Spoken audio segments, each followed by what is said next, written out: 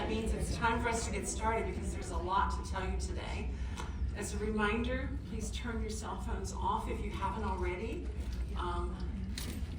Just so it doesn't ring, because you really don't want to be the person that is ringing in a few minutes. And I will tell you, someone did have that happen on Thursday, so you don't want that in your case. So ladies, if you haven't already turned off your phones, please do that. For those of you that don't know me, because there are many new people here today, I'm Marian Ann Montgomery. I'm the curator of Clothing and Textiles here at the Museum of Texas Tech. I use both names, Marian and Ann, as my name. My dad was determined that I would be different than my mother. So when people call me Marian, it's like, she died a long time ago. So that's why I use both names. He was the son of Polish immigrants, and he knew that I was going to end up in the South and need a double name, I think. So somehow he knew. And I am the curator of Clothing and Textiles. I get to take care of the largest collection of clothing and textiles at a university in the country. We have over 36,000 objects. Bigger than other universities in the state, which shall remain nameless. And in the neighboring state, which shall remain nameless as well, Jane. The DMA, the Dallas Museum of Art, has about 10,000 objects, just for comparison's sake. Now, I will admit that their Monet is more valuable than my feet sex watch, but nevertheless. So when we were talking about what we were going to do today, we felt like it was important to pull out the best of the best. And so we're going to show you what we call the cream of the crop. And when we started looking at who the designers were that are in our household, in our collections downstairs, it is amazing. We have Chanel, Balenciaga, Dior, Saint Laurent, Schiaparelli, Paul Poiret, Galanos, Molly Parnasse, Pauline Trigger, Bill Blass, Pucci, Jeffrey Bean, Adele Simpson, Oscar de la Renta, Irene, Andre Carrege, Teal Traina, Marie Genrich, Hattie Carnegie, Seal Chapman, Emmanuel Ugaro, Scazi, and Ferragamo, among others. And so it's really an embarrassment of riches. And there were major discussions, shall we say, about who would be on the stage, because there's only 10 spots to actually show you something. And I'm going to show you pictures of a lot of the things that aren't on the stage, but even then I had to cut them because it got to be too long on Thursday, in my opinion.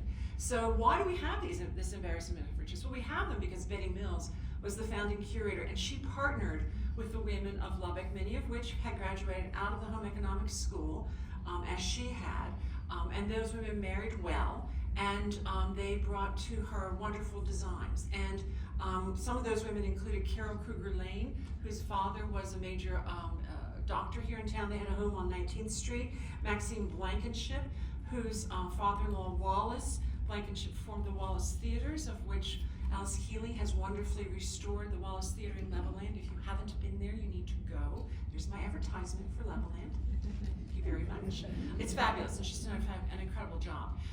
And other people included that were here, of course, Louise Underwood is a name you know. Merle Sawyer Good is a name you might have remembered from last month, last time we met, and I will tell you more about her today. And a lot of it has happened because Margaret Talkington came to Lubbock. She had really watched her father grow up in the major department store in Fort Worth, and watched as he was floor manager, and learned a lot about giving back to the community and working with the community. And Margaret really made sure that a lot of these designers got to town, and then Betty made sure that they got into our collection here. And the purpose of the collection is to prepare it to have things that are good design for the design students. We do have one who's here. He was the first one at the door this morning. So you'll see him wandering and looking carefully, probably wearing white gloves and getting up close and personal. The first piece we're going to show you is a brand new acquisition. Some of you might remember last spring we had to move the come and see dates. And so the penance that I made Dr. Pam pay for that was money to buy the white jacket and vest that we have here on stage. It's in 1860s. And one of the reasons that I wanted it was because it reminded me so much of this dress that's on the left, which is in the collections of the Metropolitan Museum of Art. And a similar dress was painted by Monet, which was on the cover of this Impressionism Fashion and Modernity exhibition that came out of the Art Institute of Chicago. And about that dress, the Met calls theirs in 1862 to 64. We don't own a skirt. We only had the opportunity to buy the jacket and the vest. It's not unusual for those things to get separated because once she got pregnant, she couldn't get back into that vest and jacket. I'm sure many of you understand that story. But the skirt could be worn and altered, and that's why that didn't survive with it. The Met calls their piece clean and tailored in shape. The distinctive high contrast character of this dress comes from the elaborate surtouche embellishment whereby flat, narrow braid is stitched on the surface of the fabric. And this type of trimming was often used in military uniforms and reinforces sort of the masculine influences of this ensemble. The wide bell shape of the skirt is supported by a crinoline of connected metal hoops, and ours is as well. Crinolines replaced layered petticoats because they were lighter. They replaced them in the late 1850s, and they provided a lightweight sculpting for the period's ever-increasing skirt dimensions. And this, actually, the light crinoline paired with the dress's sturdy, breathable cotton piqué fabric was recommended for comfort while walking by the seaside or in the country. Here's ours up close and personal. You can see that wonderful bell sleeve on this, beautiful detail. And there's also beadwork on ours. And then these are some pictures, another picture from a collection in Los Angeles, which was a summer ensemble here, another here, and then here is actually from a fashion magazine picturing them on the seaside. So the idea was that fashion takes sort of a holiday, vacation, and that was actually possible because of the expansion of the railroads. And so the railroad travel made it easier to travel from the cities out to the country. For instance, in Philadelphia, they went to Atlantic City.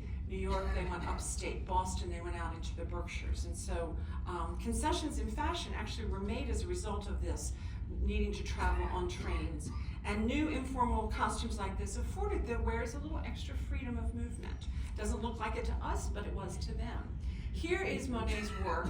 On the left, his special partner Camille is depicted there with the same sort of dress, but without the bustles that would normally have supported that train, because she's out in the country, out in the plein air, which is of course what the Impressionists were most known for as far as painting. And then on the left, on the right is the luncheon, the central panel of that piece, which is in the collection of Musée d'Orsay in Paris. And here is sort of the whole picture put together that he entered in the salon. This particular one belongs to the Pushkin State of Museum in Moscow. So let's come a little closer to home, leave France and come to West Texas. And there's a very important woman who became part of the Cowgirl Hall of Fame named Mamie Sibert Burns. She ended up being the Grande Dame of the Pitchfork Ranch, which is just up the road. If you don't know where the Pitchfork Ranch is, you might know that the Four Sixes is out beyond Crosbyton. The Pitchfork is just before you get to the Four Sixes. And Mamie had this wonderful piece that you see there on the right. Kelly found it. Kelly is our new collections manager. She's with us half-time. History gets her the other half-time, but I think she prefers us. Anyway, she should, if she doesn't. He'll never watch the video, it's okay. So she found this Poiret in our collection, which I really hadn't noticed, because when I did the inventory, it was very much Shelby Newman and I. She had the list, we were looking for numbers. We weren't looking for designers, we weren't looking for names. And two of the designers that we're going to show you today actually popped up because we were looking for something else, and we were very excited about them. So this dress, this trousseau, is from 1916. But Mamie doesn't marry Burns until 1924. So what's going on? I mean, she's like, was she really planning in advance? She was from the Waco area, where I'm going to be speaking Monday night, and she ordered it through a buyer in Fort Worth, out of New York City. So the dress that was made, the trousseau suit, the traveling suit, was made especially for her in New York City.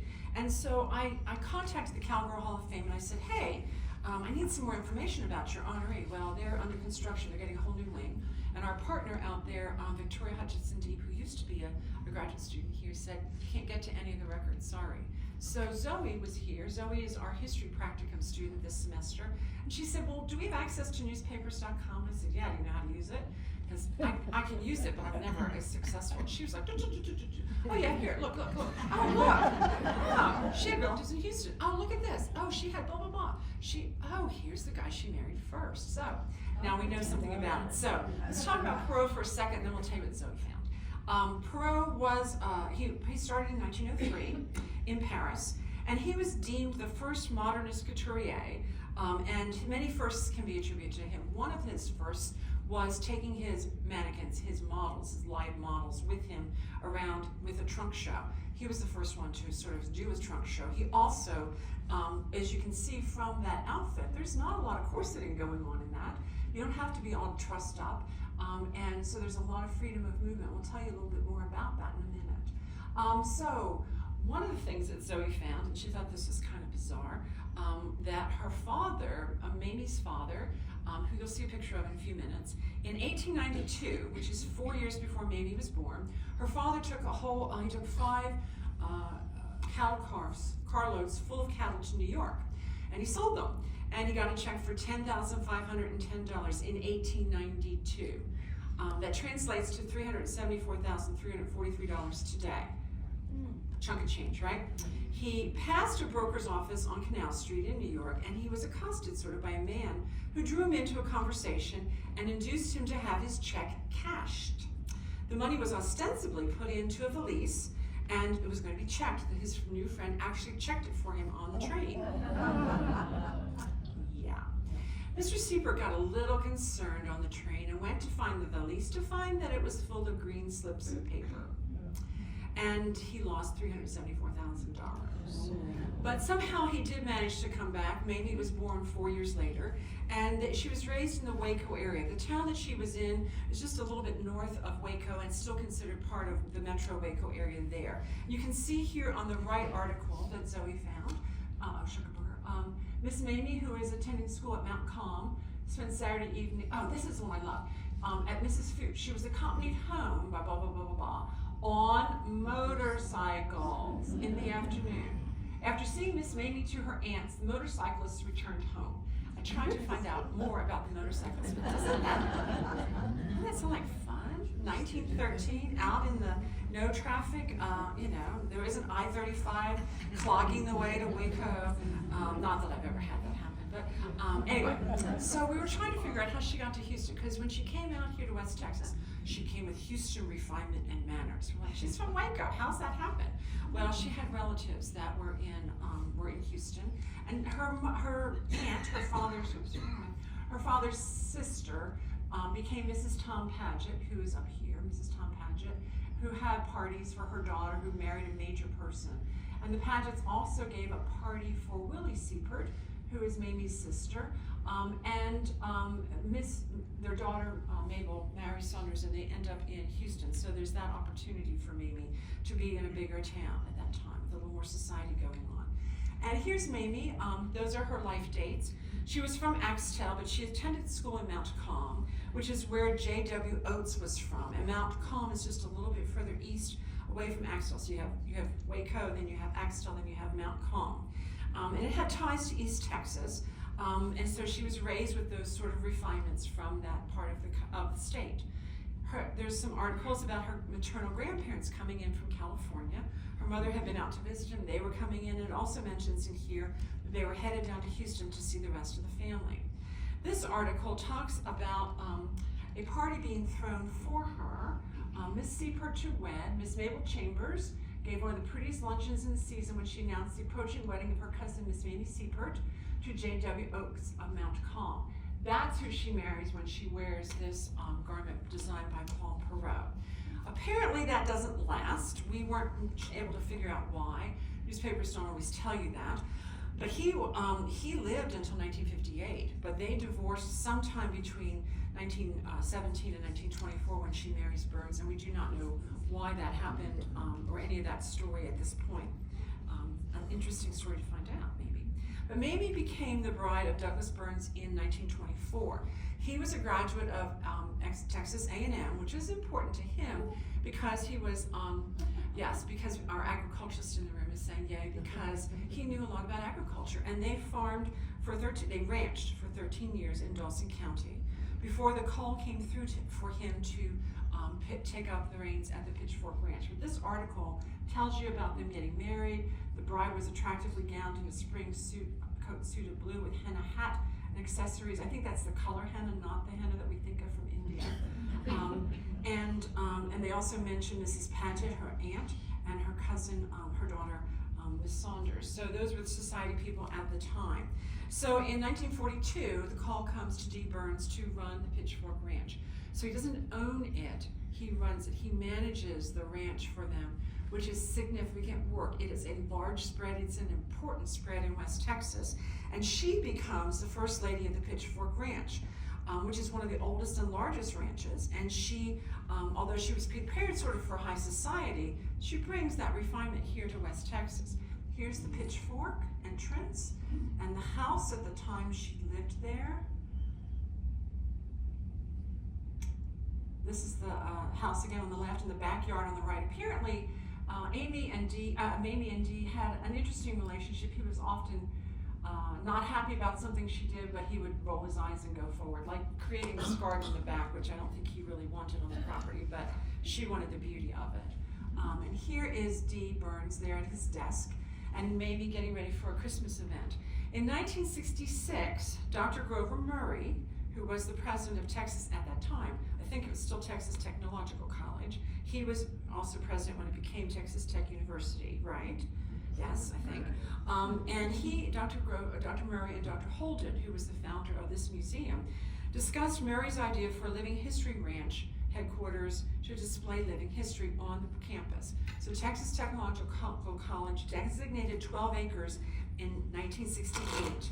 And in 1969, D. Burns, the man who's pictured here, was the chair of the first group of officers for the Ranch Headquarters Association, which became the National Ranch and Heritage Association, which we know today. So that's why Mamie is really so important to us, right? I've gotten it all right. Yes, good. We have some experts in the room. I have to double check. So there's Mamie getting her fancy things ready for the Christmas party. Here is a cookbook that she created that has been published, and you can get a copy of that. It has some great recipes in. And she was very important in making sure that everything was gracious and hostessing was a good happened on the Pitchfork. Here's the interior of the Pitchfork. On the left is Dee with one of their what she calls grands, and there's Mamie, and here he is, and here she is, again inside the Pitchfork. Here he is inside there. She's with her cooking again. Here it is at Christmas. This is Mamie's father, the guy that lost $300,000. Just pointing that out. Now Zoe was so funny when she found it. She said, "Oh my gosh, that poor guy! It's on the front page of the newspaper." Everybody knew what happened. So do we now. He's it's all good. Here is D. Burns is here with the owner of the Pitchfork at the time. Here's Dee with the new book at Christmas with the Grands.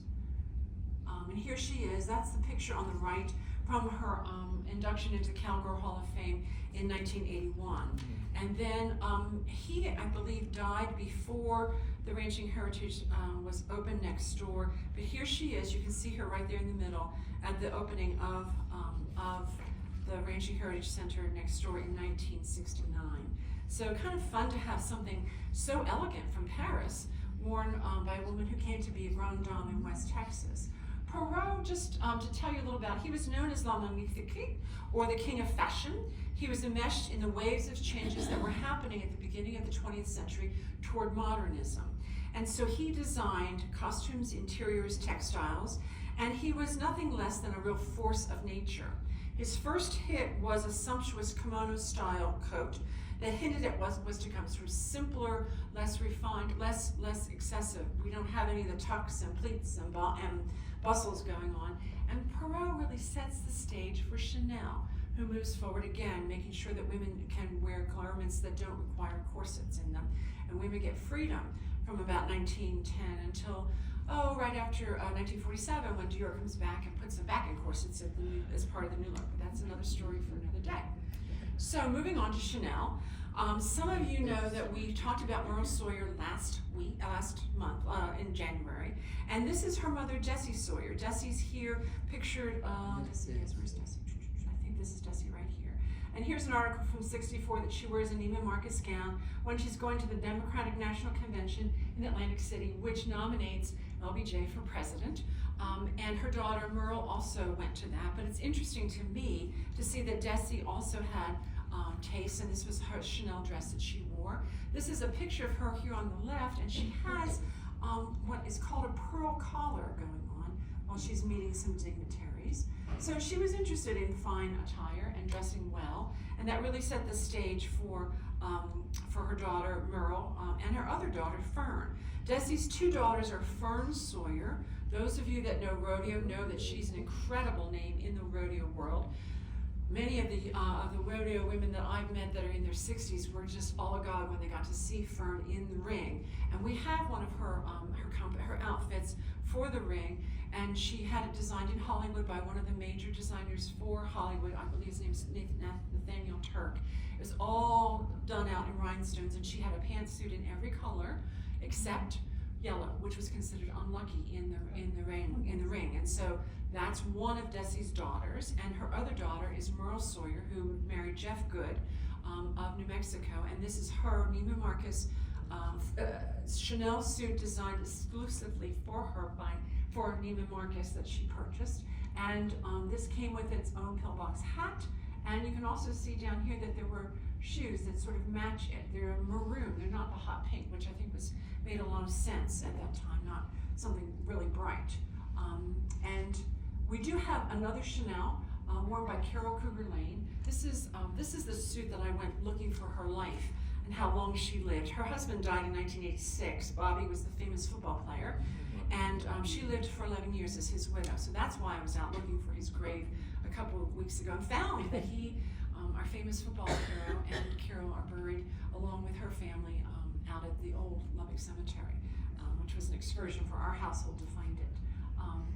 And then here's another, we're moving on to Dior.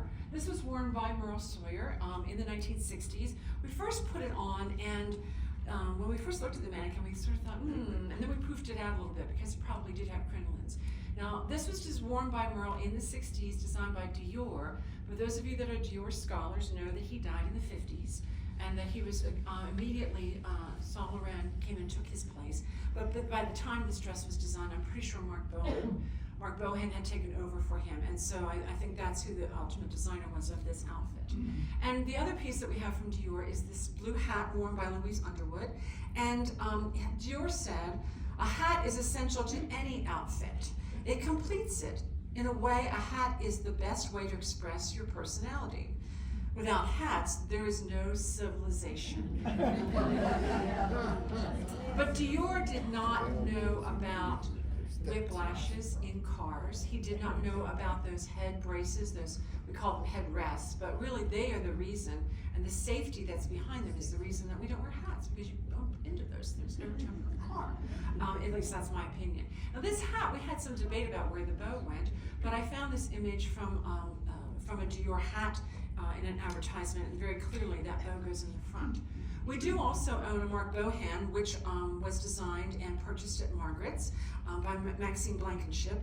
Remember I mentioned that her father-in-law was Wallace Blankenship, who founded the Wallace Theaters, and then also Maxine and the family founded the Town and Country Shopping Center, which is where the football stadium is today, right? The historians are going, yeah. Across the street. Oh. Oh, really? On the north side. Thank you very much. I did not realize that. Well, I'm glad to be corrected. Thank you. So as I mentioned, Mark Bohan took on the House of Dior after Saint Laurent had departed to form his own. Society women sometimes got dressed up and had their portraits made. Some of you that knew Louise Underwood, I know there are many of you in the room that knew her and loved her as I did. And she's really the reason that I'm here, I think. Well, she didn't, you could imagine that Louise fought her mother about having her society portrait painted. But mother was insistent, and she bought her this dress at Neiman Marcus. It's a Seal Chapman, and she hired Dickinson Reader to paint Louise. And Louise said, I ended up having a very nice time doing it. This is the Seal Chapman dress, and that's Louise's portrait that is now held by her daughter, one of her daughters, I believe the one in California. Seal Chapman also designed other glamorous cocktail and party dresses. She designed one of the most important dresses for Miss America, the one worn by Lee Merriweather when she crowned her successor, which is the first time the iconic Miss America crown was used. Lee wore it in a photograph that appeared in the pageant book with her Seal Chapman dress, but that's what she wore to crown her successor, Linda Mead, I believe. And then moving on, we have a very famous name, which is Cristobal Balenciaga. And I will tell you that didn't realize it until we started looking for things for the blue exhibit. And we happened upon a beautiful blue ensemble that I'll show you in a minute. And then we found out that we're sitting on 11 Balenciagas that were all worn by Mona de Martini, Countess Bismarck. Really, she's Countess Bismarck. She dropped the de Martini after that husband died. And she was quite an interesting story, and she turned out to be a muse for Cristobal Balenciaga, who comes to us out of Spain. He's a Spanish fashion designer, and he had a reputation as a couturier of uncompromising standards. Dior called him the master of us all, and Chanel said, the only couturier in the truest sense is Cristobal Balenciaga. The rest of us are just fashion designers. So that's really high praise from that group of people. This is Mona in a photograph by Cecil Beaton. Most of the photographs I'm going to show you of Mona today were taken of her by Cecil Beaton. This is one of her black cocktail ensembles made of a Metalise fabric, which is a fabric that is sort of poofy. It's like it's been woven on a jacquard loom, and it's one of the beautiful pieces, but it didn't make it onto the stage because something else was better. Mona was born the only daughter to Bertie and Robert Stradler in 1897, so about the same time that Mamie was born. Here's some more of her Cristobal Balenciaga pieces, including this beautiful orange piece on the right that we will show you up close and personal in a few minutes. Her mother was from Versailles, Kentucky, from a family with long ties in this country. They'd served in the Revolution. They'd also served on the Union side of the Civil War. Her family was also active in racing harness horses. And her father was from a Kentucky family that had roots in Ohio. And her father acquired a farm and raised trotting horses. And he was the Kentucky agent for Leland Stanford of California. So he worked with Stanford's Palo Alto farm, and he sold wines for Stanford in Kentucky. Here are some of her hats, also designed by Cristobal Balenciaga. Here's the blue ensemble on the right that got us realizing that we had them, because when we do inventory, when Shelby, who's now in the room, was with me, we were just looking at numbers. We weren't looking at anything other than numbers and color. Is it an emerald dress or is it a lime green dress? We just didn't look at all of the names attached. This is a beautiful cream-colored gown on the left. Some beautiful shoes that we have here on the table with the blue stone, and then a pretty blue linen dress ensemble worn by Mona. So Mona was born in 1897. Here she is as a little girl, and then also with her mother named Bertie.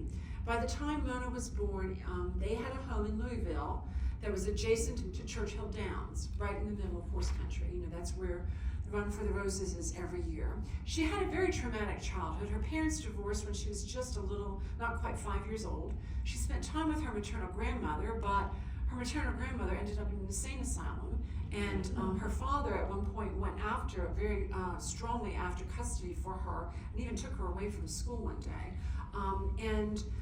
Then after her maternal grandmother was placed in an asylum, her paternal grandmother took over, but that was traumatic as well because her paternal grandmother had inherited part of a wholesale liquor business, and as a result was excommunicated by the Broadway Christian Church in Lexington for her participation in the liquor traffic.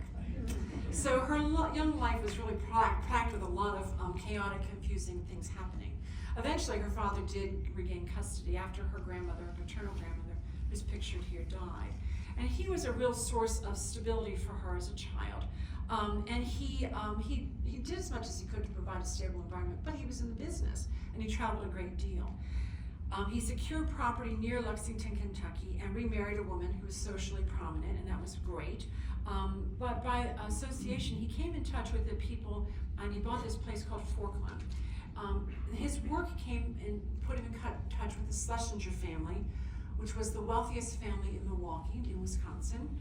And they bought a farm named Fairland Farm, which later became Calumet. And those of you that remember the story of Secretariat, that's Calumet Farm is where Secretariat was was raised and trained. Mona married Henry James Schlesinger at Forkland at this house when she was 20 years old. Her in-laws were the wealthiest couple in Milwaukee, and that gave her a position in society, and she used that to her advantage. She was adventurous, she enjoyed parties, but her husband didn't, and so they were shortly after they were married, a few years later in 1920, she also, as you might imagine, out in society, met a very handsome man named James Bush, and although he had children and a wife, that wife conveniently died in 1920. About the time that Mona filed for divorce from Harry, they separated, and she ended up in New York City. Shortly thereafter, Mr. Bush arrived in New York City to take a job, and they married in 24 when she was 24 and he was 38. They started their marriage on Park Avenue, but she filed for divorce from him 3 years later. And at that time, she married Harrison Williams, who was considered to be the most wealthy man in America. I didn't really know that name, but he was very involved in utilities and also in the stock market.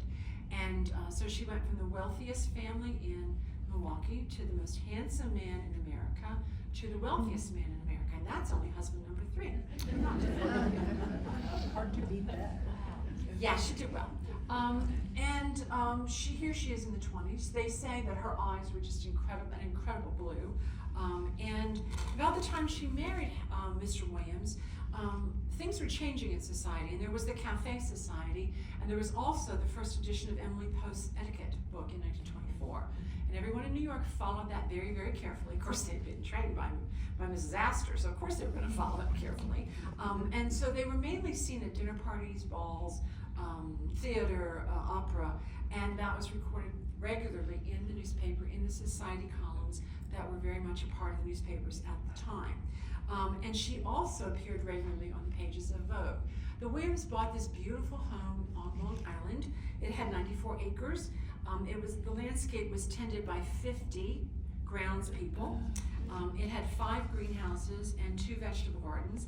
The indoor tennis court that it had was wonderful, and it had a pool that converted into a dance floor when the floor was lifted hydraulically. So those of you that have seen It's a Wonderful Life, Donna Reed, dancing on that floor, that's what was going on in that house. This is an interior of that house, and also up close of the door of the mansion. Now this was their country home. Their city home was here at 1130 Fifth Avenue. They purchased it in 1928 before the crash. It's on Fifth Avenue at 94th, so it's north of the Guggenheim Museum, I believe. It still stands. By this time, of course, if you've watched The Gilded Age, society was moving up Fifth Avenue. But by this time, a lot of the society people had pretty much abandoned these houses and moved into apartments. But her house wasn't really quite as grand. It wasn't as big as what the Vanderbilts had built. I think it was a little more manageable. Here's an interior sort of photograph. Here's a layout of it, and here are some of the interiors of that house. This house also had a skylight and a pipe organ.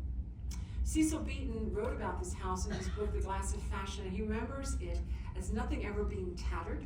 The English furniture and crystal candelabra were highly polished, and the parquet floors were waxed and shining. So Mona had her standards, and her staff, I'm sure. The house became the center for the International Center for Photography, and apparently it remains, so I hope to wander by and see if it's still there when I'm in New York in September. The Wall Street crash of 1929 did hit the Williams hard, but she then maintained their society standing by just being very fashionable and being out in society and never ever being off the society pages.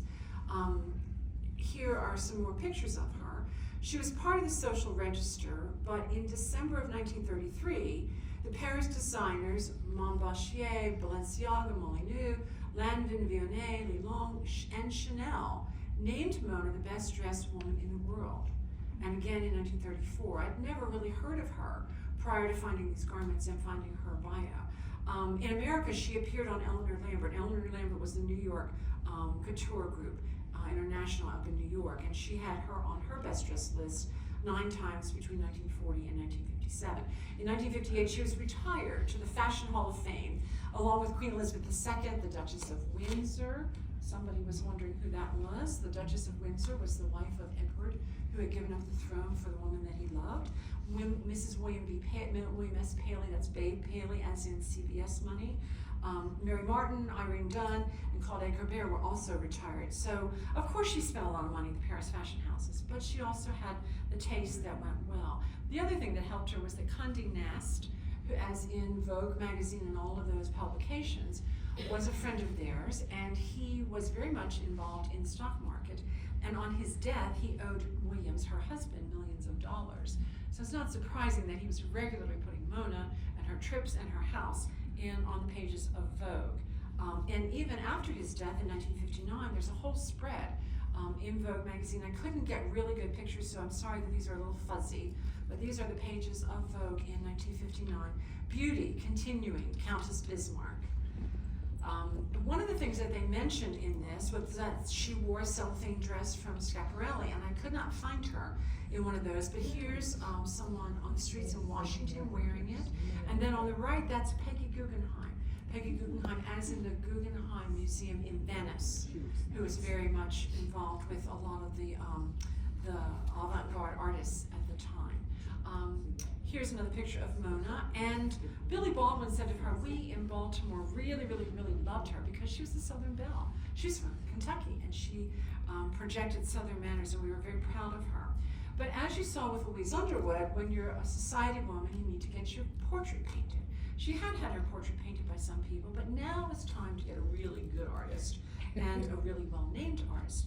And she had known Salvador Dali for a while. And so she decided to have Dali paint her picture. And she gave him complete freedom, which he, of course, demanded, as well as a high fee. And just to take a step back, Surrealism was all about, it was founded in 1924, and the Surrealists loved to bring together things that didn't belong together. Thus, the businessman with the apple in front of his face. I don't know if he would still say that today about Steve Jobs, but in 1924, Steve wasn't even born yet. Or you might see the best dressed woman in the world dressed in rags, and this is the portrait he did of her. And actually, when he first did it, he painted her without any clothes on. I don't know if she sat for that or what happened. Surely not, because she was angry. She did not know he was going to do that. And so then what he decides to do is to paint her in beggar-like rags, although she's still wearing her magnificent pearls. Here's another picture that I've played with the colors a little bit so you can see some of the details. When this was sold again in 2013, the person at Sotheby's who handled this piece said, of all the portraits Dali painted, few are as striking as this, the dazzling manner in which the sitter is represented amid an accumulation of surrealistic motifs, defining it as the perfect encapsulation of the work he produced at the zenith of his career. Obviously, they're trying to sell it, but nevertheless. Here's Mona. Her husband, Williams, does eventually die, and she did maintain friendships with a lot of fashion designers. Charles James, Saint Laurent, Molyneux. She was a muse for Balenciaga, and also with Herbert Givenchy. I'm sorry, my tongue is terrible this morning. When Harrison Williams died in 1953, she married Eddie von Bismarck, who happened to have been their major domo. He was the guy handling all of their houses, making sure everything was fine. He was their major secretary. She apparently had a very happy marriage with him until his death in 1970. And this is where the Countess comes from, because although he was their major domo, he actually was von Bismarck. His cousin was Otto von Bismarck, who was a prince. So she then went on to marry a physician, an Italian physician, and after he died, she took the Bismarck name back. Here are some pictures of her that Cecil Beaton took of her in the 1930s. And as you can see, she was a woman that appeared many times, over 50 times in the pages of Vogue. She had a home in Capri, and here she is in her garden. And she also had an incredible art collection. This is a Goya that she collected. It was painted in 1810. It now resides at the Metropolitan Museum of Art. She thought that art was a way that we could connect people from France and America.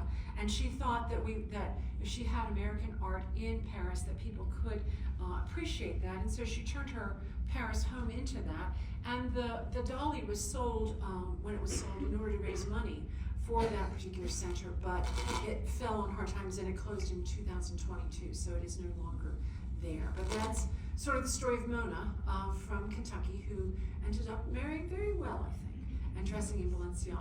So, moving on to the, actually it's time to show the garments on the side. So we're going to shift, and Riley is going to show you up close and personal some of the things we've talked about already.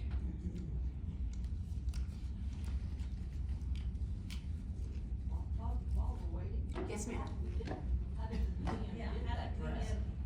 Oh, okay. I'll tell you about it when we get to the Balenciaga. That's what you're asking. How do we get the Balenciaga? Good question. I'll explain that in a second. Okay, so she's showing you first the details on this wonderful 1860s jacket and vest that we're really thrilled to have. So those of you that all got, displaced last year from March to April, this is your present. I saw that in the catalog and just thought, oh, we really have to have this. And so that's when we were negotiating. This is the Poiret. Look at the wonderful detail on that. So even though it's a rather straight line, there's a lot going on with that. I do not know where the embroidery was done. It might have been done massage. I don't know, but it's possible. Because that's, of course, the Paris atelier that does a lot of the embroideries for the designers. She wore it with a yellow blouse, I'm told, so I can see it would pick that up. Now here's the Chanel. It's a very typical Chanel suit. It comes with its own midnight blue blouse, silk blouse, and also the interior. Do you have your gloves on? Okay, hold on. One of the details of a Chanel suit is that the jacket is weighted down with chains. Do you think we can show them that? Is that possible? If I come up there?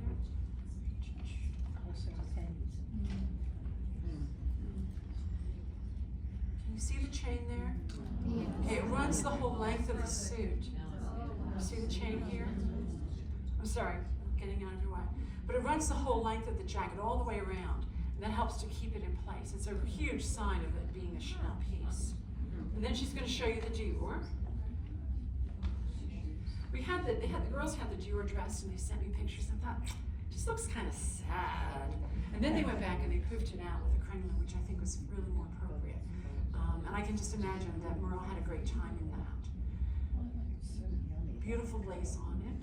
And then she's going to show you the Balenciaga, which from a distance looks like it's just an orange dress, but look at all the embellishment on that. And I'm sure it shimmered when Mona wore it. Somehow these 11 pieces got to the Smithsonian, and then the Smithsonian transferred them to us in the late 1970s. And I don't know why. Claudia Kidwell would have been at the Smithsonian at that time, a wonderful curator that was a great friend of mine. And she knew Betty Mills. And actually I've talked to, Claudia was still alive when I got here in 14 and talked to me a little bit about Betty and Betty's vision, the first curator here. And I don't know what happened. I do know that when I go to Costume Society meetings, sometimes, people will say, hey, I have this, does anybody want it? Because I'm going to have to deaccession it. And so sometimes those things happen. There must have been a reason, but I don't know, and I haven't found any paperwork to tell me why that happened. Okay, can we switch back now to the other pictures? Any questions about what's up there? Okay, good. So moving on to André Courrèges. Courrèges is French. He always lived in France. This was an outfit worn by Carol Kruger-Lane, and it dates from about 1978. He mastered the art of tailoring as an assistant to Balenciaga. You're going to hear the name Balenciaga several times because that impacts several of the designers. And he hit, when he opened his shop in 1961, it was right at the beginning of the youth movement, and he really felt right into that, embraced the new freedom that the youth movement entailed. He was influenced by the future, and then he also did a space age collection in 1963. His favorite color was white, and he also used a lot of bold colors, and we happen to have a white one, so we're glad with that. Another designer represented in the collection is Emmanuel Garo.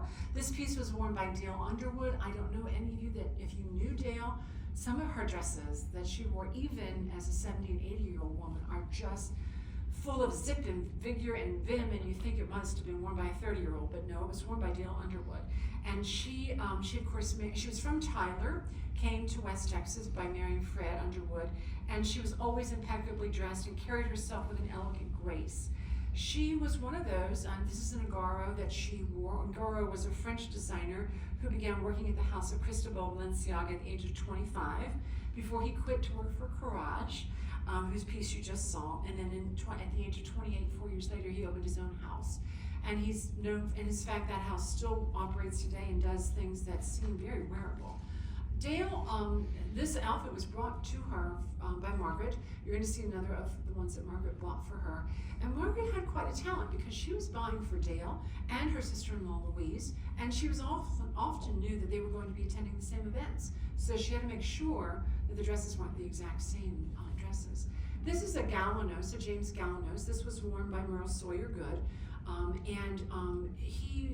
he was a fashion designer that rather than set up in New York City, he decided to set up in Los Angeles. And he had great attention to detail, and this dress is a chiffon block colors, which was very popular in the 60s, and a heavy use of chiffon, which is one of his signature pieces. On the stage is this Galanos, which is a navy blue and white piece. And you can see that Merle's wearing it in this picture with her husband, Jeff Good. And the article says, just home from a Christmas holiday in Spain, Mrs. Jeff Good was seated by her husband, State Representative Thomas Jeff Good of Fort Sumter, during the opening of the second session of the 28th Legislature for the state of New Mexico. Merle wore a navy and white Galanos frock, which she picked up while abroad. No, she didn't. And this was published in the Santa Fe, New Mexico paper. There's a handwritten note on it that says, silly so-and-so, meaning the editor, silly so-and-so, because everyone knows Galanos is from California, not Spain. So no, it wasn't from Spain. It was from Galanos, and it was purchased in this country. Mrs. Sawyer, this is Merle pictured as a young girl. She did a lot of her own sewing, but these are two other Galanos that she owned, and they were purchased at Neiman Marcus in Dallas. Oscar de la Renta is a designer who did lots of important things. We have two of his. Actually, we have three. We have a scarf as well, but that's a little more, we didn't bring the scarf out today because that's a little more mass-produced. The suit on the left was worn by Louise Underwood, and you can see a picture of her. Her daughters say that this picture came from when they were in France, and if you look carefully, she's reading the French newspaper in French, wearing her Oscar de la Renta. And I think this suit's a very important one because I think she probably wore it to many of the meetings that were needed in order to found the Louise Underwood Center for the Arts. And by the way, she did not want it named after her. She refused to have it named after her until one of her friends stepped up with $1 million to contribute to the campaign and said, I will give you this if you will name it the Louise Underwood Center. And that's why it's named that. So I think that suit probably could tell us a lot of stories. And then on the right on the, see, I knew this was going to happen, that somebody's phone was going to ring. It's not mine. Somebody found it. Oh, that's not, she came in late, so she didn't know about turning off the phone. But thank you very much. The piece on the right was worn by Carol Cumberland, and that's also an Oscar de la Renta. And then another designer that was prominent here in West Texas is Adele Simpson. And she often adapted French couture for Americans. So she would get the French fashion designs and then adapt them. She opened her own place in 1949, but she really was very important in American fashion and encouraged many people also to do good design, like Pauline Trégère. Here are some more Adele Simpsons. I'm skipping on some of hers because we have tons of them in the collection. She made clothes for First Ladies, like Lady Bird Johnson, Pat Nixon, and Barbara Bush. And here are two of her more important pieces.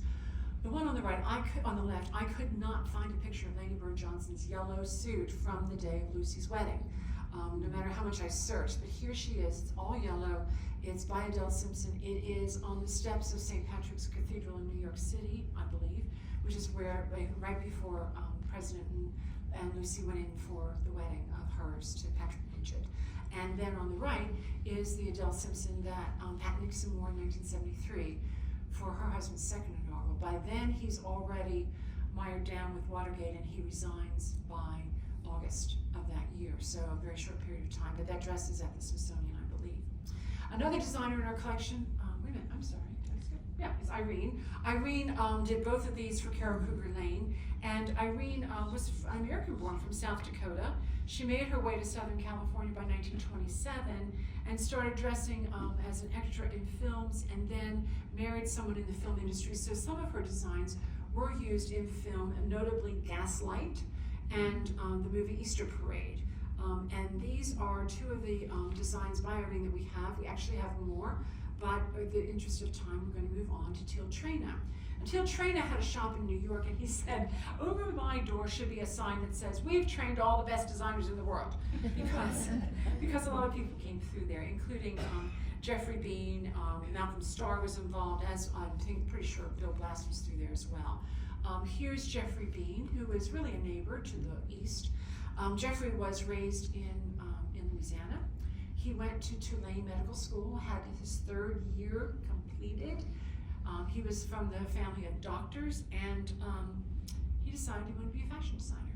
And so he abandoned medical school and went to LA, where he studied at SC, and then worked in the display department of I Magnum before he moved to New York in '47.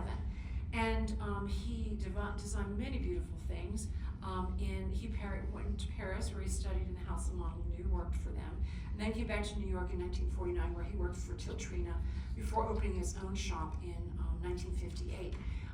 Here are two of his pieces, a beautiful pink piece worn in 1968-69 by Maxine Blankenship. The thing about Maxine Blankenship is that all of her clothing, when it came in, it told us the exact years. All of the other donors, well, I wore it in the 60s, I wore it in the late 70s, I wore it, who remembers exactly when you wore things necessarily? But Miss Blankenship knows exactly the dates, and that's a blessing on all of her pieces. The one on the right is a beautiful lavender purple, deep purple tweed that was worn by Carol Kruger Lane in the 70s. And then Louise Underwood wore both of these pieces. The one on the right is beautiful, and she wore it to a major party in Fort Worth, where she remembers that night like it was a grand event. It was a grand event because of whose birthday it was and who sang, and it was a great event. And that's her with Harris. You don't often see pictures of Louise with Harris Underwood. And then another designer that Margaret brought here was Pauline Trégère. And Pauline Trégère actually was of Jewish French parents. They left Paris when things got a little crazy around World War II. They went first to South America and then landed in New York. And it was really under Adele Simpson that she took her under Pauline under her wing and helped her develop and open her own house. Pauline did some innovative things, like this is a reversible cape on the left, worn by Mrs. Underwood. It also came with a dress in the fabric that matched the exterior of the cape, and the other dress on the screen, it was also worn by Louise Underwood. Trégère's father was a tailor, and her mother was a dressmaker. And so she learned at an early age how to cut fabric and to really design that way. And so when she came to New York, she had that skill set. She wasn't just a fashion designer, she knew how to actually make the garments. And here are two pieces worn by Margaret Talkington by Trégère in the mid-60s, and then a few others of hers. And actually the one on the right was worn by Mamie Burns, and as in the Pitchfork Ranch, probably on the Pitchfork property. And then two more Trégères. I cut the Trégères down because we have so many in the collection, and we're fortunate to have them. And then another designer that's maybe a little more famous in households is Bill Blass. Now, Bill was born in the middle of the country, and his high school textbooks all have drawings of fashions. Rather than taking notes, he was busy drawing fashions. He was from Fort Wayne, Indiana, and he ended up going to World War II, where he worked in the Ghost Army, which was specifically tasked with deceiving the German army into believing that the Allies were positioned in fake locations. He was really the first person doing fake news. They were using dummy tanks to set them up to make the Germans think that we had huge military things going on in areas that we had no one at. And we have several pieces in the collection.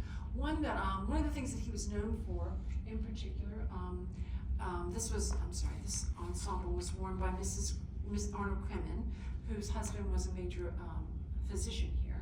He was also known for using unusual materials, like the trench coat on the right is out of satin, and it's Blanche for Bond Street in the 1970s. It's a black trench coat of black satin, and then on the right, of course, on your left is that pretty vinyl raincoat that Blas did.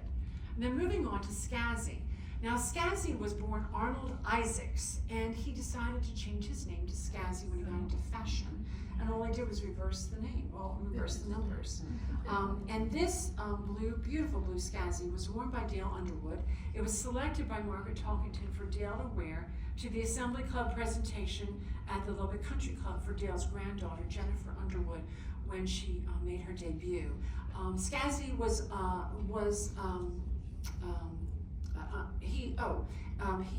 his first cover for Vogue was in 1955, early in his career, and this is actually the Scazzi piece that was on that. Some of you might remember the Ladies in Red show that we did here, and I knew that we had done that, and we had borrowed a Scazzi from the George Bush Presidential Library in Dallas. And I went on the internet to go, and I was like, when did Laura Bush wear a red gown, Scazzi gown, at the White House for her official portrait? And up popped this wonderful thing on AI that said, well, this dress was shown at Ladies in Red at the museum at Texas Tech University. I was like, thank you very much.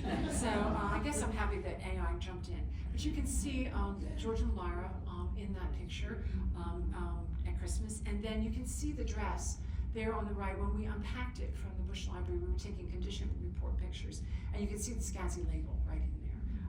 That is in that gown. And they did a wonderful exhibit of Scazzi there.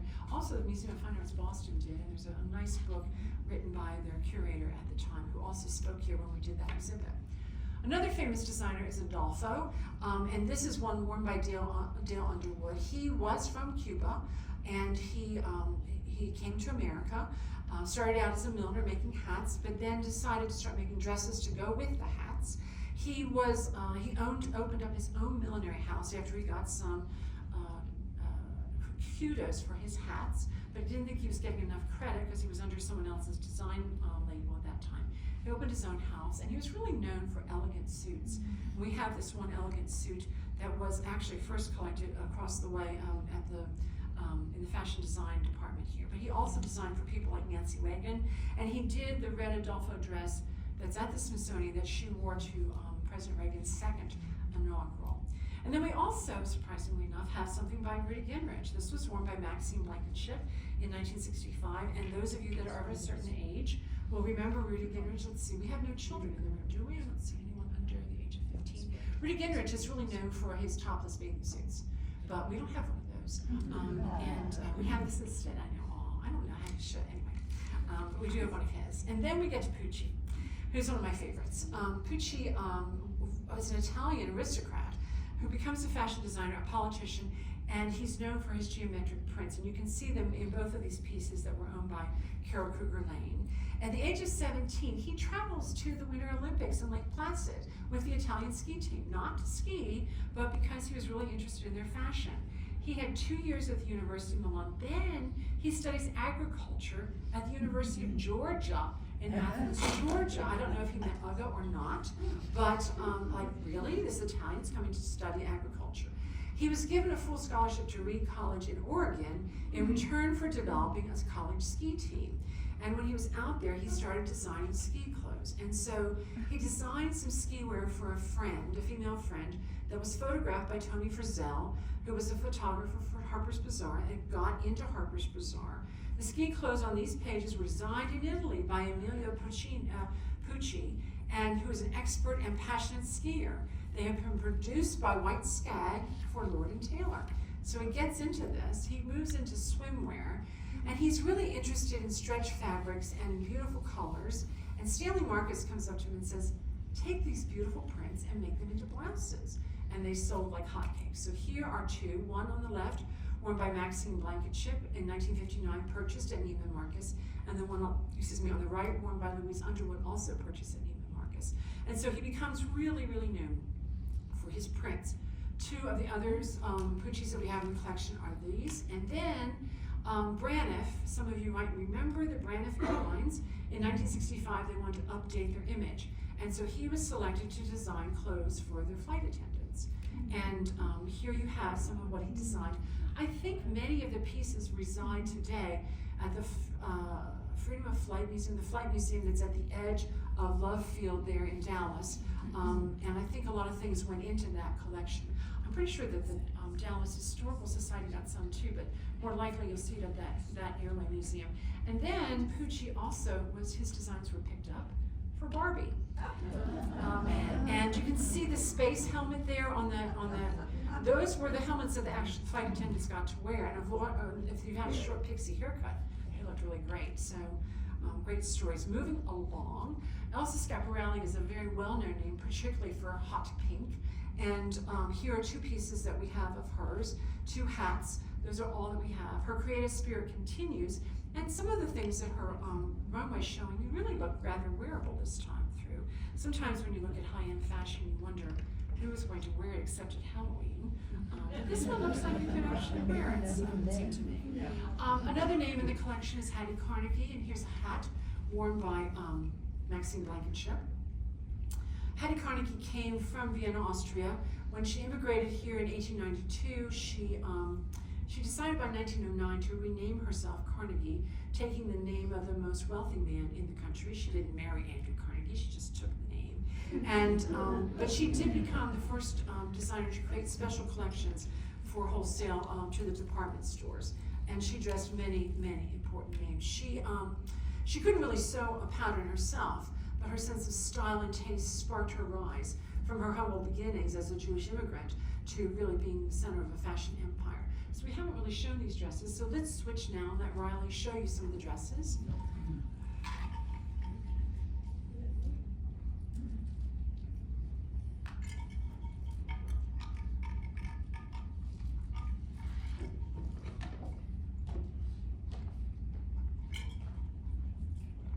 This is Courage. It's very simple, but it has wonderful lines to it, and I bet it just looks smashing on. And I think it has pockets, doesn't it? Isn't Courage famous for the white boots? Yeah, I think that a lot of his models did wear the white boots and they were picked up as the go-go boots. It's very possible. Thank you, Lynn, for pointing that out. And this scarf came with it, so it has his name on it. And then the next one is the Galanos, which Merle wore apparently quite often, I think. And then the Pucci, which has this wonderful print going on, isn't it? And then recently we were able to purchase a few pieces at auction, and some of the students lobbied to bring them on stage today. So next she's going to show you our Saint Laurent. And our Saint Laurent is a 1980s piece. It has these wonderful, can you see that braid? It has actually two buttons to it. It's kind of an interesting, stop for a second, here you go. You have to sort of wind one underneath the other one to rebutton it. Clearly a high-end piece. And then the Louis Ferragamo, which is on the far end, it's just beautiful. Show them the skirt and back up a bit. And when that moved, it must have been really gorgeous with that geometry. Because we're running tight on time, I'm going to have her come down and show you a couple of things on tables. Would you show them the cute little elephant purse? Elephants are my favorite animal, and it will take longer to tell you that story than it's really worth. So this is a piece from Miss Harmon. I don't know if you can see that elephant that is there. I'll show it to you in a picture in just a minute. And show them the white shoes with the blue stones. These were worn by Mona, Countess of Bismarck. And then go to the next table, please. We have on this next table a lot of Ferragamo pieces, which will show well, I think, on the screen. But would you take them and show them the sampler? We also have a brand new sampler in the museum's collection, and she's going to show you that up close and personal now. The sampler was done by Jane Taylor, who was in Westchester, outside of Philadelphia, and did this in 1794. We are very fortunate to have been able to bring it here to Texas through the help of a major donor of ours, Pat Grapp, who's here today. She spied it at the Finkel and Daughter website and moved forward to decide that she was going to purchase it for us, and we're thrilled to have it. And we'll talk about that in just a moment, but I want you to see it on the screen. And we have transcribed everything on it. It is, according to Amy Finkel, really exactly the sort of thing that was being done by schoolgirls when they're samplers in the 1790s in Westchester, which is just outside of Philadelphia. So can we go back to the screen, please, Scott? here's the elephant purse, and you know, on my screen you can really see that elephant a lot better. I'm sorry that the light's being a bit of a challenge there.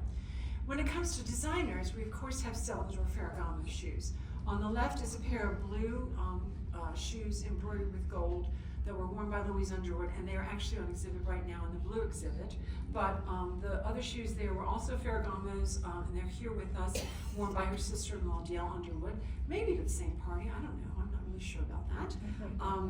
Marion Ernst was Catherine Ernst was a lovely woman here in Lubbock who had a lot of St. John garments, and she also had some beautiful Salvatore Ferragamo accessories. So these purses, this purse and shoes are Ferragamo's,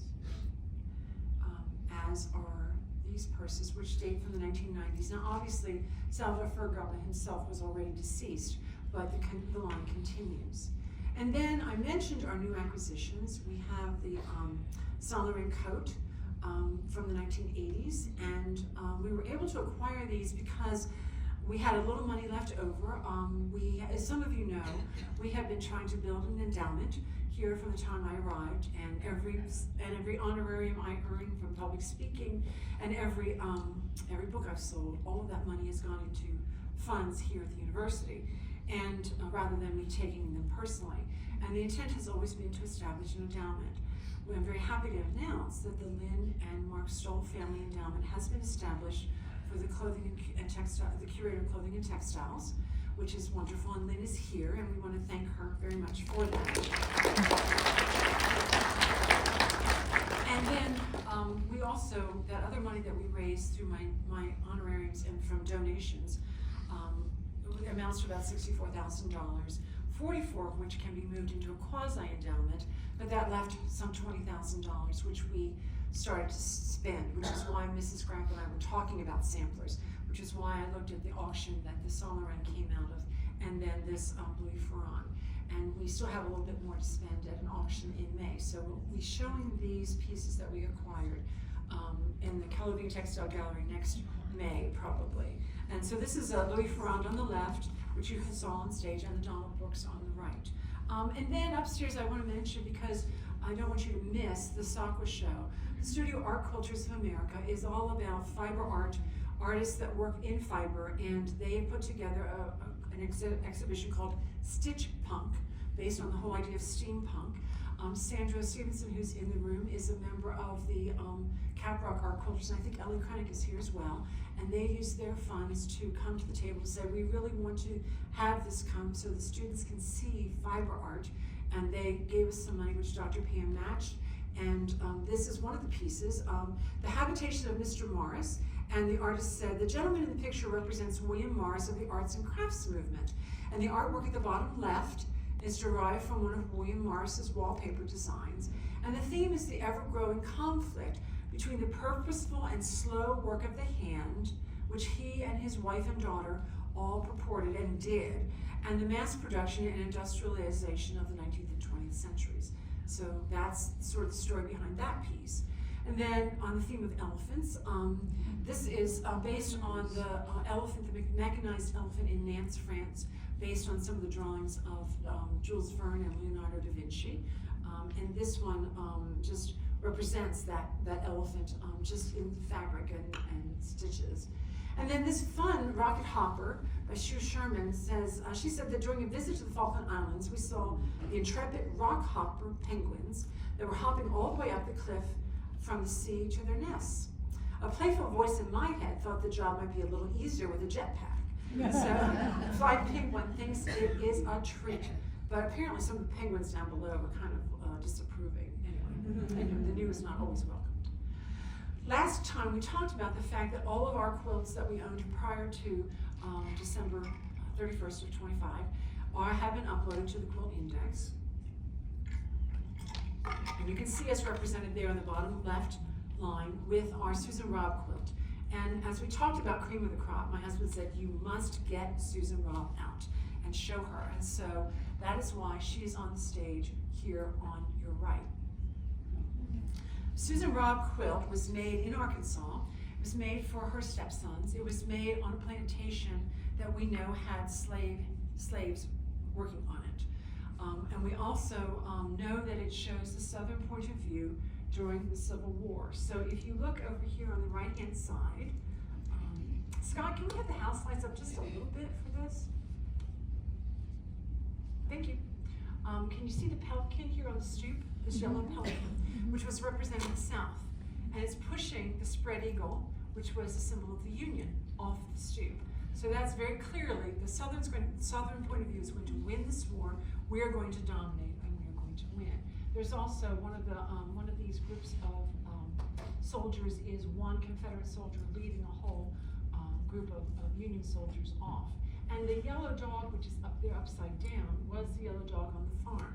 She made this for her stepson, who was serving in the Civil War. We can put the lights back down, thank you. And there was a lot of discussion in the family about what to do with this piece. It was shown in, I think it was shown in 1986 when we did that little exhibition that had the black and white catalog, the little brochure thing that came out of, it was over next door at the Region Heritage Association. The family decided, I mean, there were fights. It was like, well, I named my child this so that he would inherit it because it'd be the same name. No, you can't have it just because you named your child that. I mean, it was a back and forth family argument. They finally decided to give it to us if we would get it out every 3 years for their family reunion. Okay. And I will tell you that as a curator, that is the best day of the year when they come in, because they, the mothers are all corralling the little ones, making sure they're not running around like crazy. I mean, I was fine with what they were doing. She's like, "Dad, we'll stand right here." And the men are in their baseball caps, or they're in their cowboy hats, are all around the piece talking about family story. And also, if you look carefully on that quilt, you'll see that the stitches are not all the same. All the quilting stitches are not all the same. And the family believes, and I agree with them, that there were probably several hands on that quilt quilting, many of which would have been slave hands. So interesting, slave hands doing a quilt, one of the few that survives that shows the Southern point of view. It was made in Arkansas. Susan came to Sherman, Texas, and that's how the quilt got to Texas and ultimately to us. It is a special treasure. It only comes out on rare occasions. We haven't had that for a long time because we do need to preserve it being such an important piece. And we're thrilled that it's here and they trusted us with that piece. Moving on, we have another piece that dates really from the same time period, and that is the Civil War bride quilt, which is a reproduction of a quilt top that is in the collection of the American Folk Art Museum in New York City. And Jane Newberry is here. She drove in from Dallas last night or today. There's Jane right here. And she'll come to that quilt and talk about it afterwards. I'm sure if you want to visit with her. Jane has won a lot of awards with it, and I will tell you, we talked about establishing the endowment for clothing and textiles. I've watched a lot of women in my business, in the museum business, when they retired, their whole collection went away. And this happened to Imelda DeGraw in Denver. And that's why when Eileen Johnson said to me, I want you to establish an endowment, I was so hep to do that. That's why I've made the commitment personally to put the money in, that it could go to that. And that's why the Stoll donation is so important to me, that there's always going to be somebody in this job. This quilt is here because they didn't do that at the University of Texas. And I'm going to point out the University of Texas here loud and clear, even though I have dear relationships with many of the graduates of that school. I didn't go to school anywhere in Texas, so I can say whatever I want. When Kate Adams retired, she was replaced by Lynn Bell, who might be here today. But Lynn Bell was a graduate of our program, but Lynn was doing material culture there already, but she took on the quilt collection. But when Lynn retired, they divided the position in half, and half of the time that person is in exhibits, and the other half of the time that person does the curatorial work. I don't know how you do that. I mean, Jade's in the room, she's working in exhibits. I'm not sure she even knows how you would do that. And so when Jane was trying to place this quilt and some of the others, she wasn't getting a return phone call. So that's why I think it's so important to have someone here, since we have the largest collection, and so much of our collection is related to women's stories, and women often get short shrift. So thank you all that have stepped up to help with it, especially the Stolls that made it official. So this quilt is based on one that was in the Folk Art Museum, and Jane did a very, very accurate reproduction of it. And we know that we can date it and place it because of some of the things that relate to it, like some of the ephemera that accompanied this have dates on it. So ephemera like newspaper pieces. So there's a date of 1862 on a template used for a bird. There's a bottom border motif from a newspaper in Poughkeepsie in 1863, and there's also there's a photograph of a woman who's unidentified. So these are, here you can see up close that there are 2 peacocks, there are 2 pears, there are 2 apples, there are 2 of everything, except there's only 1 woman. There's no partner there. That's why it's thought to be the Civil War bride's quilt, because there's no man on it. There's 2 of everything. There's a lot of fertility symbols, but there's no man on it. Here are the templates that survive with it, and look, there is a man in the template. But he doesn't appear on the quilt. And so that is why they think that it was made, and that the gentleman maybe didn't survive the Civil War. And so for that reason, it's called the bride's quilt.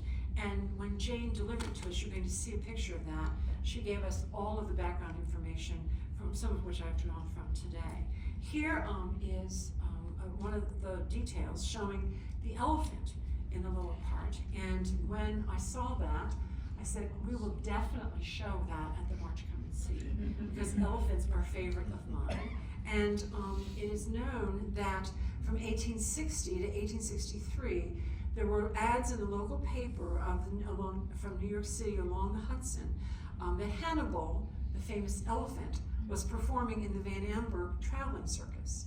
And so that also helps to date this around the time of the Civil War. So wonderful details, but remember, this is a reproduction. It's not done at the same time as the Susan Robb quilt, although it's on stage at the same time. It's a reproduction.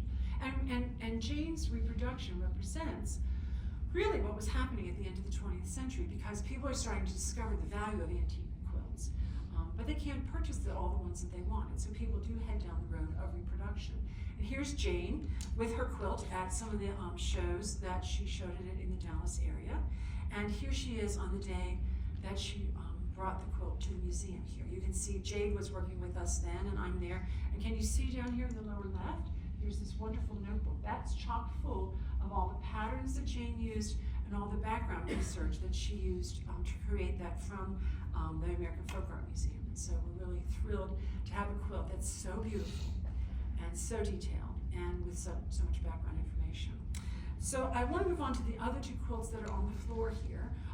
These were both in the collection of Balenciaga, who was a dealer here in Lubbock. And when his estate sale happened, I didn't know it was happening until I saw it online. And Mary Ann Bridges, who is a friend of the museum, had said to me many years ago, if there's something you wanted at an estate sale, let me know and I'll try to buy it for the museum. She had bought a piece from Nancy Fellison's collection of the Mountain Mist Tulip Bowl piece that we've shown, and we're very happy to have.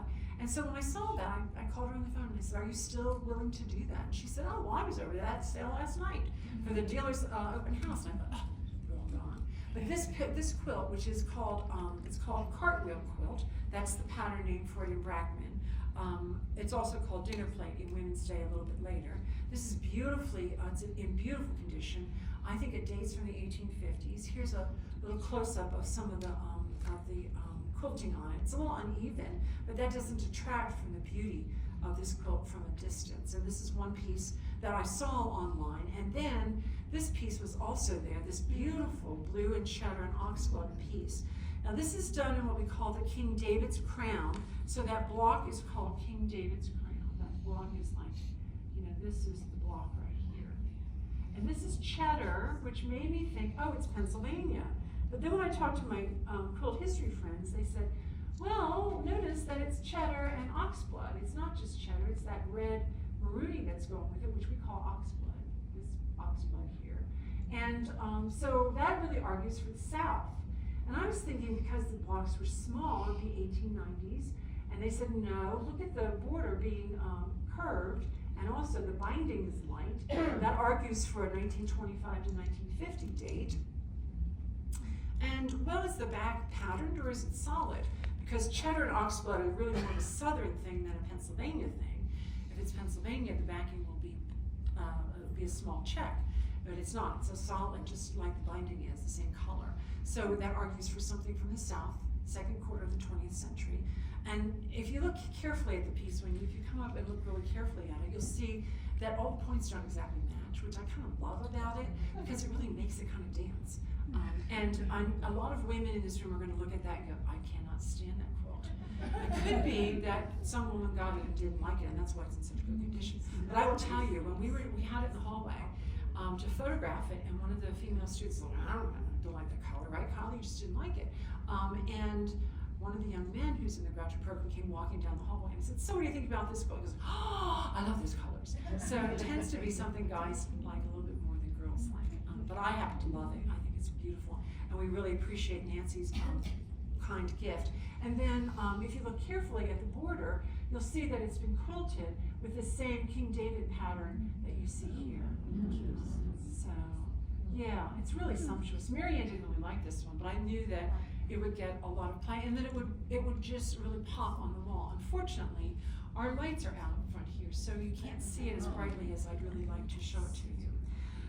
And now I want to move on to talk a little bit about the Jane Taylor schoolgirl piece. This was is very typical of 18th century samplers made in Chester County, Pennsylvania, and these have been the subject of study by scholars really since the 1960s. And this came to us because Pat and I were plotting. Pat Grapp and I often plot over lunch in Legoland, and it's usually Pat telling me what she wants me to do. And there was one time, many years ago, that I was at home saying, well, Pat wants me to blah, blah, blah, and Barry said, do you work for Pat Grapp with the museum? I'm pleased to say that I work for both. It's okay, because Pat's been incredibly generous with her collection and also with her wise advice. And she's a little younger than my mother would be, but certainly motherly to me. And so we've been talking about, okay, we have a little bit of extra money, what are we going to do with this? And I said, we are not going to use this money to acquire quilts.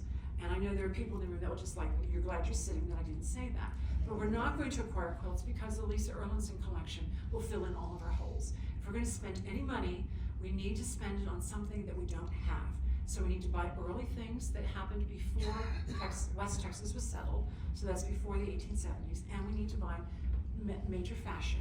And you know, Pat, I know you're interested in embroideries. We've tried to bring in other embroideries. If you find a schoolgirl sampler that you think is important, let's talk about it. And so she went on our favorite website, Finkel and Daughter, and we like it because it's Finkel and Daughter. You know, it's not Huber, it's Finkel and Daughter.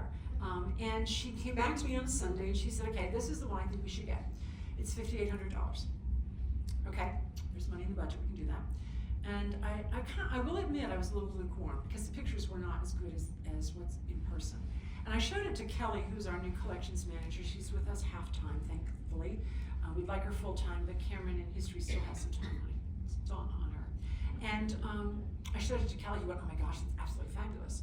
So I called Amy Finkel and I said, okay, I sent an email and said, we're interested in this, because Pat was very much about, we need to get it now. It's going to go away if we don't get it now. But she was in doctor's appointments and she couldn't talk to me until that afternoon. We had to figure out the funding. So I emailed, got an email back right away, okay, and then it was like, well, who are you? Finkel and Daughter are on Pine Street in Philadelphia. They've never heard of us here in West Texas. Although I've been on Pine Street many times as a little girl, I had never been to her shop.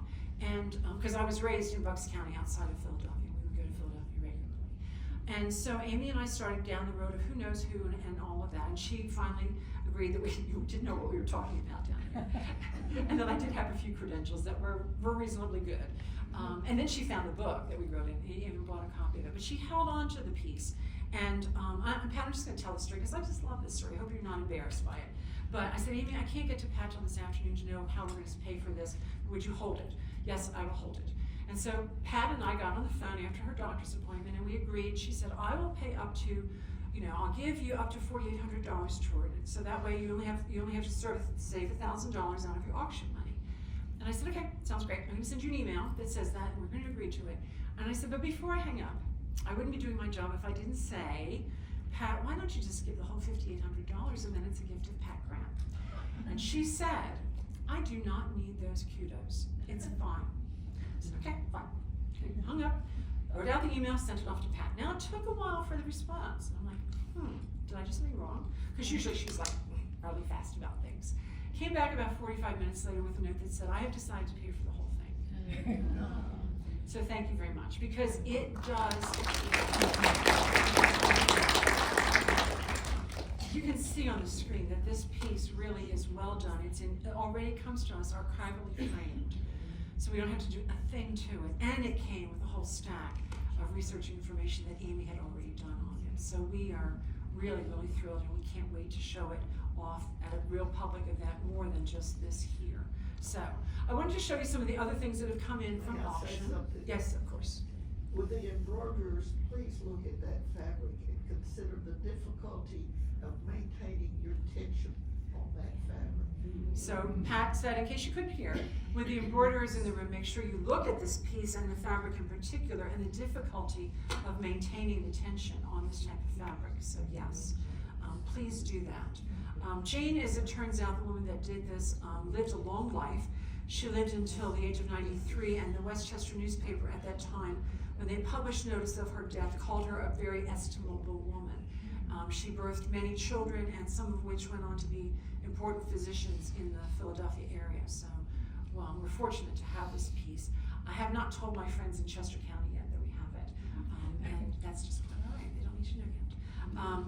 So I want to show you some of the pieces that we got at auction. Those of you that might remember Edward Maderer being here, it turns out that he actually worked on dressing some of these pieces and was very much our on the scene eyes and ears to help us pick good things. This is an 1835 piece. We don't have anything like this in the collection. Look at the fabulous sleeves on this. It was it's called a wrapper, which meant that it was a little more for casual wear inside the house, not to be seen by the public. But beautifully done. We acquired also this beautiful 1845 silk moire, and look at the beautiful detail on the sleeves. These, all of these came out of the Valentine Museum. They are particularly interested in focusing their collection only on things made in Richmond, and that's why these pieces were available. We very carefully read the condition reports, and most of what we got is in fabulous condition. This one, when we opened it first, and some of you might, on Instagram, you can go and see, I think I also sent you the link for this. When we opened it, Kelly and I were like, we just never realized how beautiful the coloring is. It's really very much purple. It's not very gray. It's really a gorgeous piece. And that's some of the beautiful weaving in the fabric on this particular dress.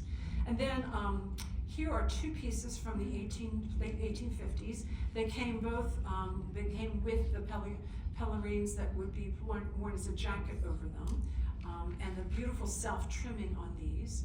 Here they are dressed with the jacket. Here's the one up close. And here is the blue, the Prussian blue and beige. We have one other Prussian blue and beige from Susan Norris Anderson and her trousseau in the 1850s. This particular one has inside Ellen Miller Ramsey, 1859. And I found Ellen Miller Ramsey and her family, and she was from Allegheny County, Pennsylvania, so she's western Pennsylvania, Sewickley Cemetery. And I was able to find her entire, the children that she had, and even her gravestone. So this piece is already well documented, even though it came from auction.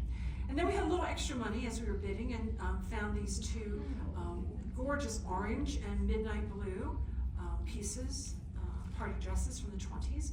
And then this Louis Ferrand, which I've already shown you.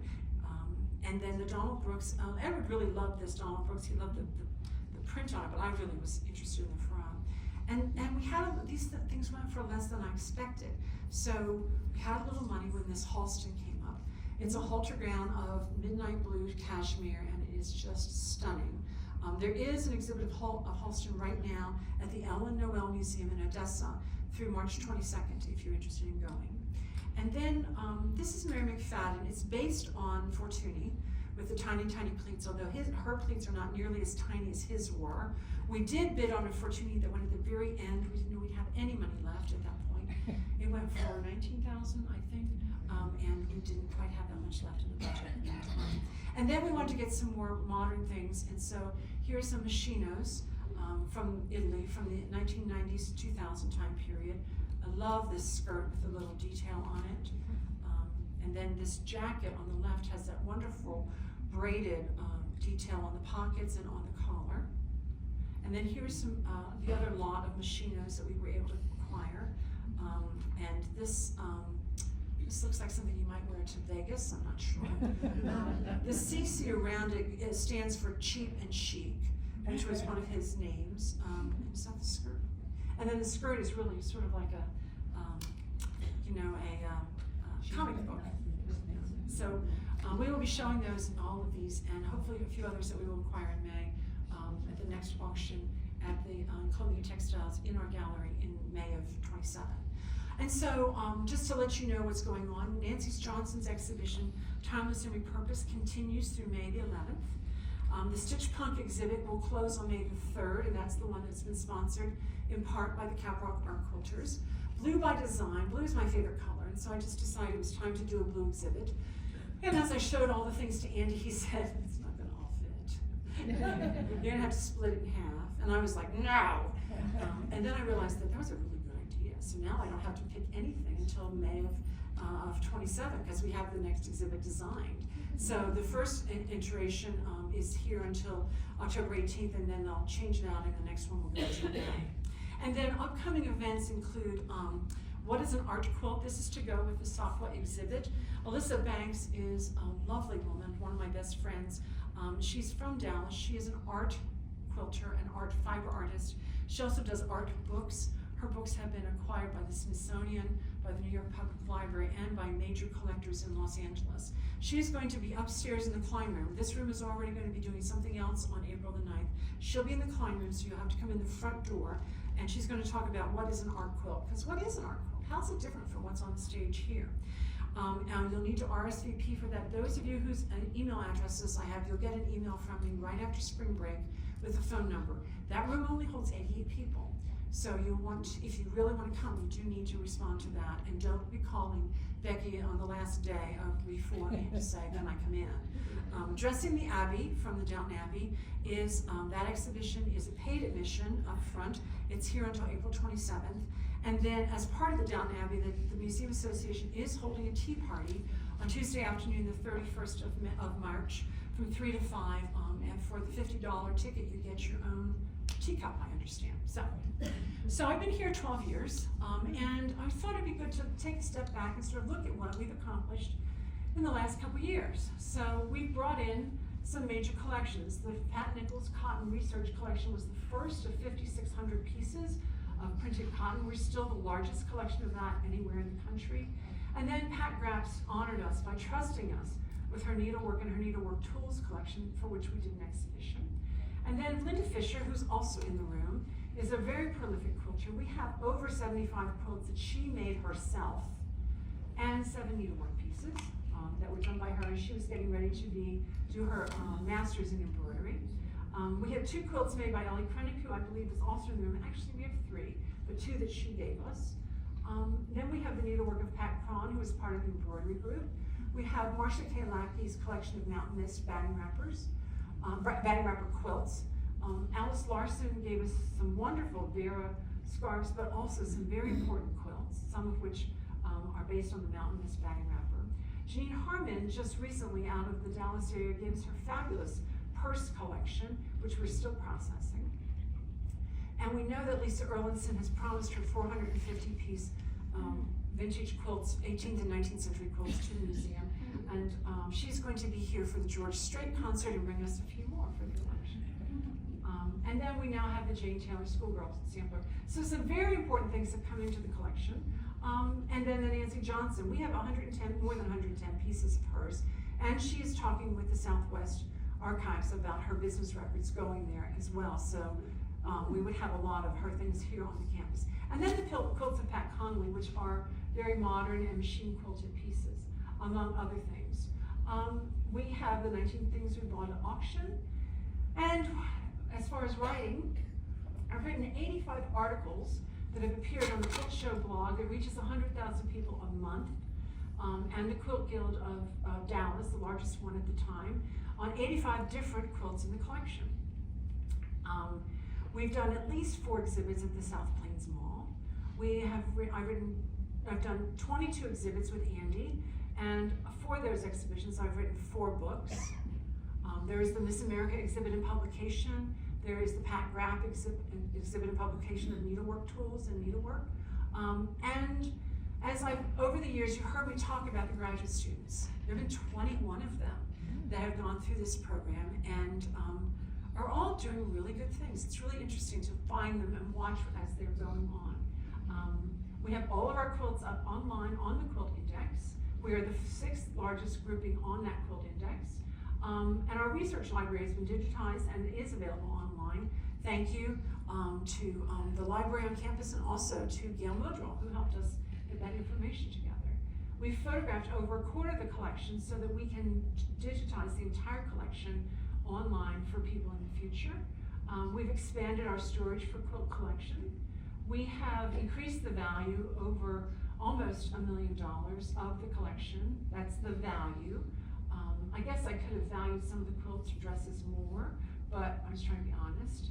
We've brought in almost 10,000 new objects during those 12 years.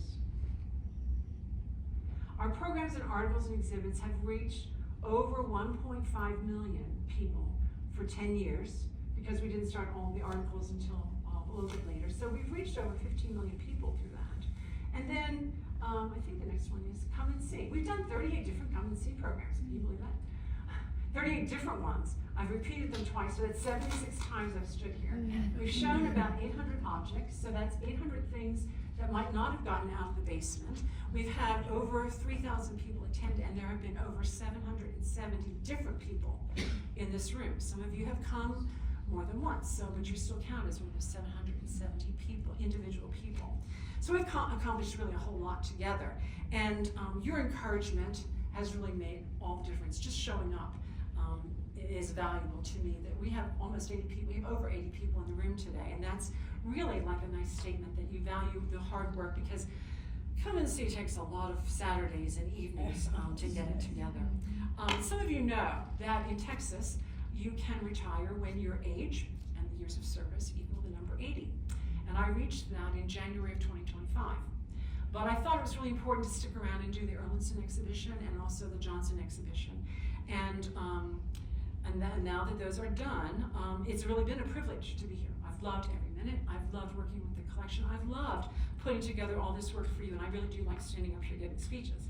But I will tell you that on Wednesday afternoon, at 3:30, before Dr. Payne went home to take care of his children, I told him that my last day before retirement will be on May 31st of 26 this year.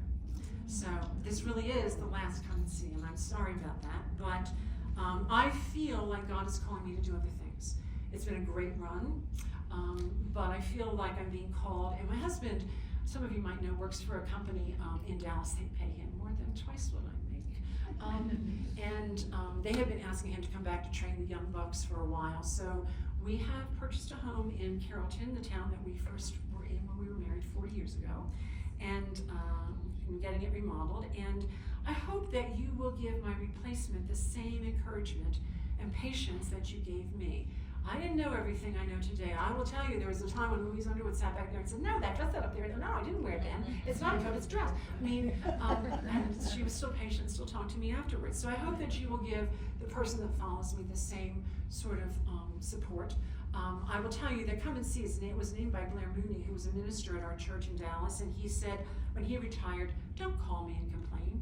I'm not your minister. Matthew's your minister." Follow that person, and the next person that is in this job is going to have different skill sets. They might actually be able to tell you the difference between Brussels lace and Balenciaga lace. I can't do that. And that's also one of the reasons that I'm kind of moving on, because I think living just down the street, it would just be too easy to be a shadow on the next person that's here. Kelly Martin, who's going to raise her hand now, is our collections manager. She's a long-arm quilter. She loves textiles, and she's been a real partner the last couple months that she's been on our team. She will be able to continue to work with the graduate students in our program, and she won't be able to bring in new objects probably. She will not be expected to Come and See. Do not expect her to do that. Do not expect the next person to do that. Curators don't always have this kind of gift of gab that I have. They're usually a little more introverted, but I know that person will bring something really, really good. So are there any questions about what I just said? Oh dear, we have a speech. I think we all owe her a tremendous thank you. I Yes. would like to see everybody stand and give her a round of applause. She's trying to get you.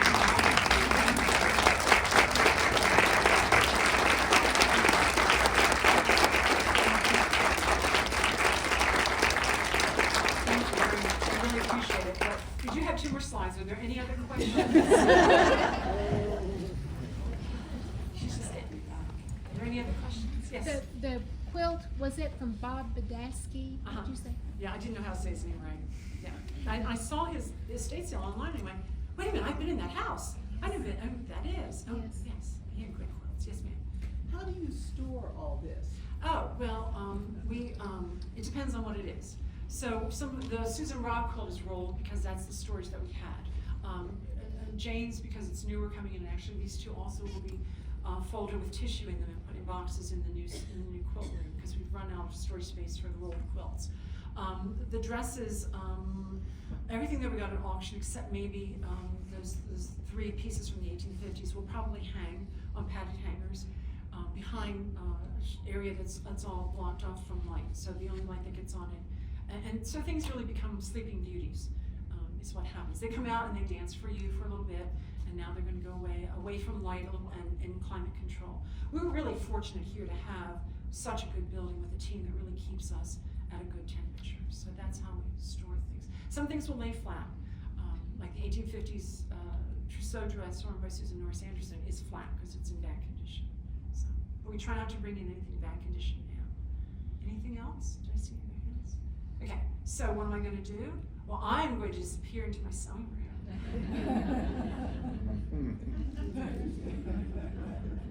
But I have been waiting for 1.5 years to put this on the screen.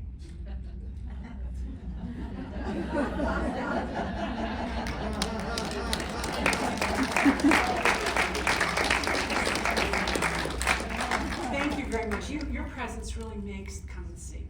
It makes all the Saturday, all the evening work worth it, because I know I'm doing it for you and that you'll show up and enjoy it. So thank you very much. Bye.